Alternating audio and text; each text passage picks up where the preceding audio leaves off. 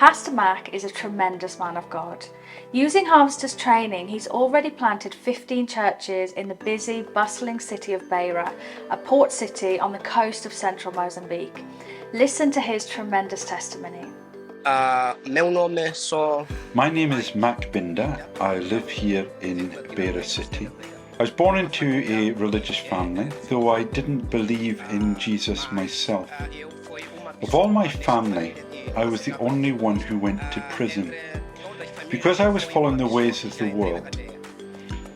One day in about 2001, my mother called me to talk to me about my life. She said to me, "I'm praying for you that you will return to this family as a Christian." For the first time she said it, I rejected it. After a little while, one of my friends came to where I was sleeping. He said, "I have lots of things to give you for you to store at your home." That night I left my house and went to meet up with some women. Some other friends came to my house to steal the items I was storing. The next day I told the owner of the items, but he didn't believe me that they had been stolen.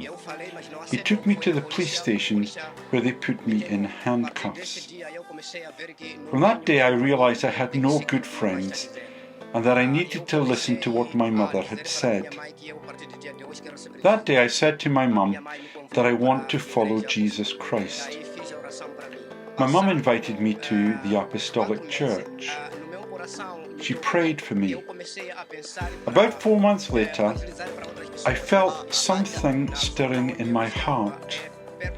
I began to think that I needed to begin to evangelize among my friends. Where I was living was near to the border of Malawi.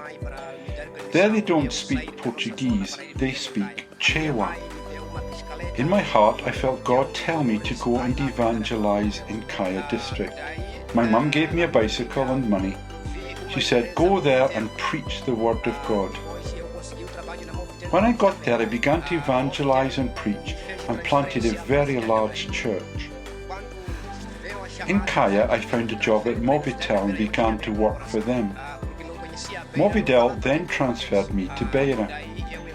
When they called me to tell me I was being transferred to Beira, I was afraid, because I didn't know Beira and I didn't speak much Portuguese. I arrived in Beira and began to work at Mobitel. It was 2015. I was always preaching the Gospels to my colleagues at Mobitel. Wherever I walked, wherever I worked, I preached the Gospel. Then I decided to plant a church here in Beira. God called me to plant a church in a dangerous part of the city called Munyava. There were youths who were committing murders, even killing policemen. I began to visit Munyava to speak with the youth.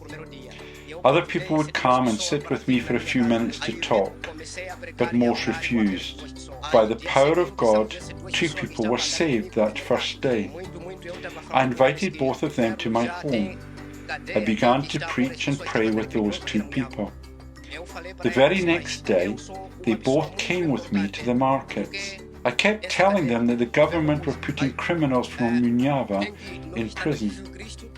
I told them that I was more important than the prison the government had put here, because I was praying and fasting to God for the criminals to leave Munyava. From then on, many youth became Christians. In 2014, I learned about Harvesters Ministries. It helped me so much to evangelize. I began to share the good news door to door. It helped me lots. So far, I have planted 15 churches here in Beira. Even now, people who were known as killers and criminals in Munyava are now believers and are preaching the word of God. God has really helped me. Then came the time Mobitel told me to transfer again to Mushungwe. But I wasn't finished evangelizing in Beira.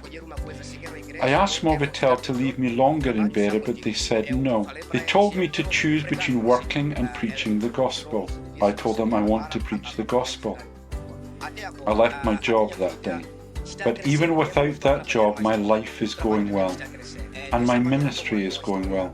This is my story about planting churches here in Beira. And a short update from Pastor Maque. He wants to go where no one else is going, so soon he's going to relocate to the northern province of Cabo Delgado, an extremely dangerous place where there is increasing and intensifying extreme Islamic activity. But he's not afraid. He explained that Cabo Delgado is full of disenfranchised youths who are getting mixed up in all sorts of trouble and hopelessly falling in and out of prison. But they don't need more prisons and police, he tells us. They need more pastors. Pastors to take care of them and share with them about the truth and life and freedom of Jesus Christ. So pray with us for pastors just like Maque Binda, who are advancing the kingdom in Mozambique.